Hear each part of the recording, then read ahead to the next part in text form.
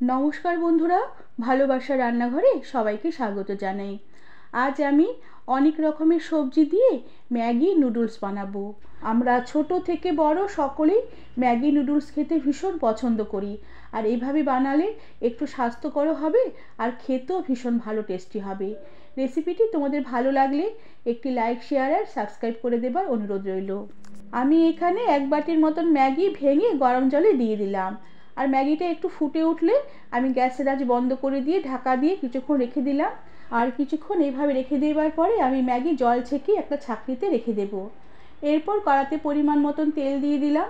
আর তেল বেশ ভালো করে কড়ার গায়ে ছড়িয়ে দিয়ে আমি বেশ খানিকটা রসুন কুচি ফোড়ন দিলাম, সাথে খানিকটা পেঁয়াজ কুচিও দিয়ে দিলাম।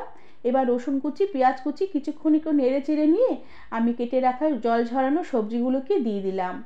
এখানে সবজির মধ্যে আছে আলু, আছে গাজর, তার সাথে আছে ছোট ছোট করে কেটে রাখা কিছুটা ফুলকপি। এবার সবজিগুলোকে কিছুক্ষণ একটু নেড়ে চেড়ে নেব। এরপরে সবজিতে আমি পরিমাণ মতো নুন দিয়ে দিলাম। এবার সবজি বেশ ভালো করে নেড়ে চেড়ে হালকা করে ভেজে নেব। আর সবজিগুলো একটু হালকা হালকা ভাজা ভাজা হয়ে আসলে আমি সবজিতে দিয়ে দিলাম কুচিয়ে রাখা বেশ খানিকটা পেঁয়াজ কলি, তার সাথে দিয়ে দিলাম খানিকটা টমেটো কুচি, আর ঝালের জন্য খানিকটা লঙ্কা কুচি আর খানিকটা চেরা লঙ্কা দিয়ে দিলাম। আর তার সাথে 1 মুঠোর মতন সেদ্ধ করা মটরশুঁটি দিয়ে দিলাম। এবার এই সমস্ত কিছু সবজির সাথে আবারও বেশ ভালো করে নেড়ে চেড়ে হালকা একটু ভাজা ভাজা করে নেব, যাতে পেঁয়াজ কলি টমেটো একটু নরম হয়ে আসে। কিছুক্ষণ এভাবে নাড়াচাড়া করে ভেজে নেবার পরে পেঁয়াজ কলি টমেটো একটু নরম নরম হয়ে আসলে আর একটু ভাজা ভাজা হয়ে আসলে আমি কড়ার মাঝখানটাকে ফাঁকা করে দিয়ে তার মাঝখানে আমি একটা ডিম ভেঙে দিয়ে দিলাম। এবার ডিমটাকে আমি বেশ ভালো করে নেড়ে চেড়ে নেব যতক্ষণে ডিমটা আস্তে আস্তে জমতে থাকে। ডিমটা যখন আস্তে আস্তে জমতে শুরু করবে তখন ডিমটাকে ঘেটে ঘেটে দেবো আর সবজির সাথে বেশ ভালো করে নেড়ে চেড়ে মিশিয়ে দেবো। এরপর ডিমের সাথে সবজি বেশ ভালো করে নেড়ে চেড়ে একটু ভাজা ভাজা করে নেব যতক্ষণে সবজিগুলো বেশ ভালো করে ভাজা ভাজা হয় আর সবজিগুলো বেশ ভালোভাবে সেদ্ধ হয়ে আসে। কিছুক্ষণ এইভাবে নেড়ে চেড়ে ভাজা ভাজা করে নেবার পরে আমি যে ম্যাগি নুডলস সেদ্ধ করে জল ঝরিয়ে রেখেছিলাম সেই ম্যাগি নুডলস এই সবজিতে দিয়ে দিলাম। সাথে দিয়ে দিলাম পরিমাণ মতো নুন, আর তার সাথে সামান্য পরিমাণে একটু গোলমরিচের গুঁড়ো দিয়ে দিলাম।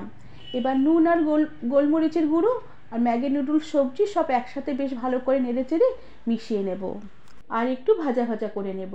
সবজি নুডলস সব বেশ ভালোভাবে মিশে গিয়ে একটু ভাজা ভাজা হয়ে আসলে আমি দিয়ে দিলাম সামান্য পরিমাণে একটু ম্যাগির মশলা, আর দিয়ে দিলাম আমি সামান্য পরিমাণে একটু চাউ মিক্স মশলা, আর তার সাথে দিয়ে দিলাম 1 চামচের মতন টমেটো কেচাপ, আর তার সাথে 1/2 চামচের মতন দিয়ে দিলাম সেজওয়ান সস।